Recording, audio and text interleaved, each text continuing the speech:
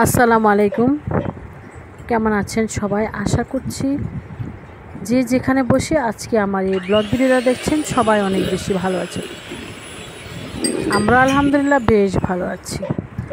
আজকে আমি আপনাদের জন্য একটি নতুন ব্লগ ভিডিও নিয়ে চলে আসলাম।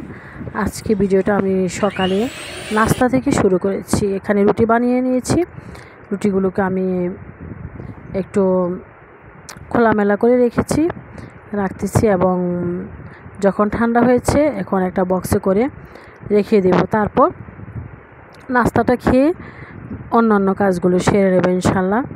যাই হোক, আমি এখন রুটিগুলো বক্সে রেখে দিচ্ছি। আজকে নাস্তায় ছিল রুটি আর ডিম ভাজি। সবজি ছিল, সবজিটা আমি খাবো না, তাই আমি ডিম দিয়ে রুটিটা খেয়ে নিচ্ছি। যাই হোক, নাস্তা সেরে আমি এক কাপ চা খেয়ে এখানে আজকে আয়োজন করা হচ্ছে ডিম এবং ডাল। তাই আমি এখন ডিমগুলো একটা হাঁড়িতে নিয়ে নিচ্ছি। হাঁড়িতে নিয়ে ডিমগুলো ধুয়ে আমি এগুলি সিদ্ধ করতে বসিয়ে দেব চুলায়। সিদ্ধ করে তারপর যাই হোক, আমার ডিমগুলো নেওয়া শেষ। এখন আমি ডিমগুলোকে একটু পরিষ্কার করে নেব। পরিষ্কার করে তারপর সিদ্ধ করব। তারপর আজকে ডিমটা ভাজি করব আর ডাল রান্না করব ইনশাল্লাহ।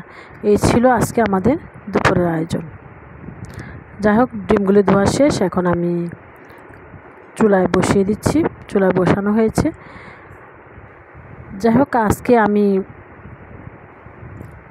এখানে অনেকগুলো প্লেট আমাকে গিফট করা হয়েছে। প্লেটগুলো দেখে তো আমার কাছে বেশ ভালো লেগেছে, তাই প্লেটগুলি আনবক্সিং করছি আর আমি আপনাদের সাথে শেয়ার করছি। এখানে 12টা প্লেট ছিল। যাই হোক, আর একটা টিফিন কারি। যাই হোক, এগুলি কাজগুলি সেরে আমি এখন বিকেল সন্ধ্যার পরে বাচ্চাদের জন্য কিছু আলুর চপ ভেজে নিচ্ছি। আলুর চপগুলো বাচ্চারা খেয়ে পড়তে বসে যাবে। কিছু না কিছু প্রত্যেক দিন দিতে হয়, না হয় পড়তে বসে না। যাই হোক, এগুলো আমি আগেই দুপুরবেলা রেডি করে রেখেছি। এখন শুধু একটু ভেজে নিচ্ছি। ভেজে ঝটপট দিয়ে দিব। আলুর চপ খেতে আমার কাছে ভীষণ ভালো লাগে। যাই হোক, আমি প্রায় খেয়ে থাকি। যাই হোক, এখানে পরের দিন সকালবেলা আমি এখানে একটা কেক বানাবো বলে ডিমগুলোকে আমি হ্যান্ড উইচের সাহায্যে ডিমগুলোকে পম করে নিচ্ছি। সবাই ভালো থাকুন, সুস্থ থাকুন। আল্লাহ হাফেজ। আসসালামু আলাইকুম। আজ এখানে বিদায় নিয়ে নিচ্ছি। আবারও কথা হবে নতুন কোনো ব্লগ ভিডিওতে। সে অপেক্ষা রইলাম। সবাই ভালো থাকুন। আল্লাহ হাফেজ।